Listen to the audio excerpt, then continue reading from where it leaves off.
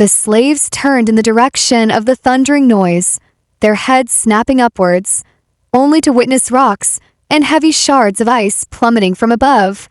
Panic erupted instantly, and they scattered in all directions, a cacophony of screams echoing through the air. Shadows danced on the black stones as the slaves, entangled by thick chains, tripped and pulled others down with them. Among the chaos, Sunny remained composed, one of the few who had anticipated such an event. His eyes, enhanced by his attribute, cut through the darkness of the night sky as he took a measured step back.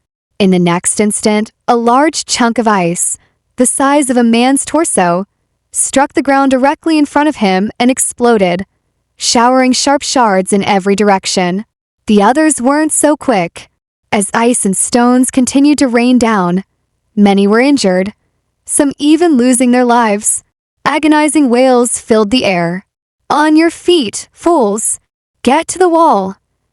shouted the veteran soldier, the same one who had whipped Sunny earlier. He barked commands, attempting to herd the slaves toward the relative safety of the mountain slope. But before anyone could react, a massive force crashed down between the caravan and the mountain wall, sending a tremor through the ground. The camp fell into a stunned silence for a few seconds. At first, the creature that had fallen appeared to be nothing more than a lump of dirty snow, roughly round in shape and as tall as a mounted horseman. But as it unfurled its limbs and rose, it towered over the stone platform, a nightmarish omen of death. That thing must be at least 4 meters tall, Sunny thought, his breath momentarily catching in his throat. The creature had 2 stumpy legs, an emaciated, hunched torso, and disproportionately long, multi-jointed arms. 2 of its arms ended in terrifying bone claws, while another pair had shorter, almost human-like fingers. What had initially seemed like dirty snow was, in fact, its fur, yellowish-gray, ragged, and thick enough to withstand arrows and swords. 5 milky white eyes, insect-like and indifferent, stared down at the slaves, while its horrific maw, lined with razor-sharp teeth, hung half-open, as though in eager anticipation. Viscous drool dripped from its chin and pooled in the snow below. What disturbed Sunny most, however, were the writhing shapes visible beneath the creature's skin. He could see them clearly, as he was unfortunate enough to be positioned closest to the monster, receiving a nauseating front-row view. Well, that is just too much, he thought, too stunned to react. Just as that thought passed through his mind, chaos erupted. The creature moved, slashing its claws in Sunny's direction. But he was quick, much quicker than the others. Without hesitation, he leapt sideways, pulling the broad-shouldered slave between himself and the monster, using him as a shield. The creature's claws, each as long as a sword, sliced through the broad-shouldered man's body, spraying blood through the air. Sunny, drenched in the hot liquid, crashed to the ground as the lifeless corpse fell on top of him. "Damn, why are you so heavy?" Sunny thought, momentarily stunned by the weight of the body on him. Disoriented, he heard a chilling howl and felt a massive shadow pass over him. A deafening chorus of screams filled the night, but he ignored them and tried to push the body off. However, the forceful lurch of the chain twisted his wrists and sent sharp, pain shooting through his arms. He was dragged a few steps, but then, the chain slackened, and he regained control. See, things could have been worse, Sunny thought, though it wasn't much of a consolation. Pressing his palms against the dead man's chest, he struggled to push it off. The corpse stubbornly resisted, but with one last forceful push, it finally toppled over, setting Sunny free. Just as he was about to breathe a sigh of relief, a sudden chill ran through him. With his palms still pressed against the corpse's bloody chest, Sunny felt something squirming under the dead man's skin.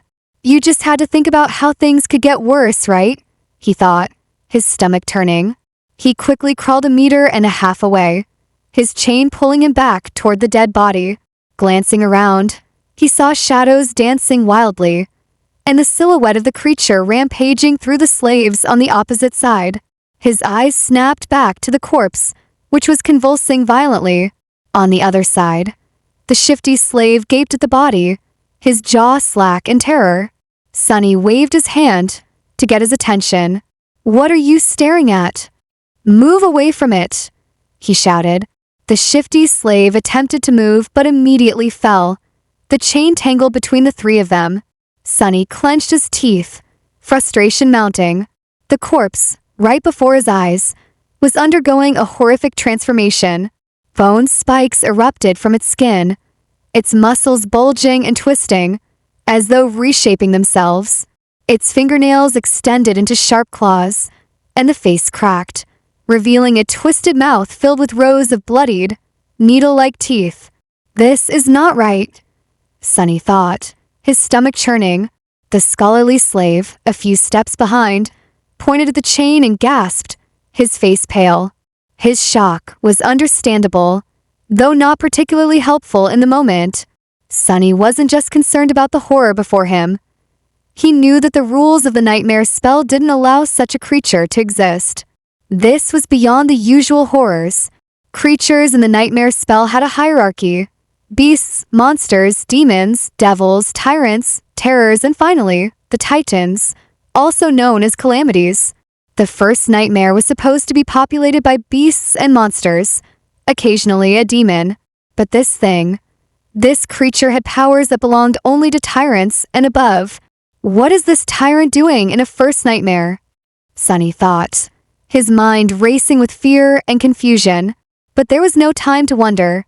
He needed to act, or he would die. The creature, now fully transformed, began to rise. Sonny, quick on his feet, jumped toward the slackened chain, prepared to fight for his survival. The creature's claws slashed at him, but he sidestepped it, using the chain to trap the monster's arms, pinning them against its body. In a desperate move, he screamed to the others. "You too," he shouted. "Pull on that chain as though your lives depend on it." The shifty slave and the scholar, now understanding what was at stake, gripped the chain from opposite ends and pulled with all their might, tightening its hold on the creature. The monster thrashed, trying to break free, its strength overwhelming, but the chain held firm, creaking under the strain. With the monster immobilized, Sonny reached for the shorter chain connecting his shackles and looped it around the creature's neck, pulling tight. Despite the creature's efforts, it couldn't break free, and Sonny managed to keep it at bay, his only chance for survival.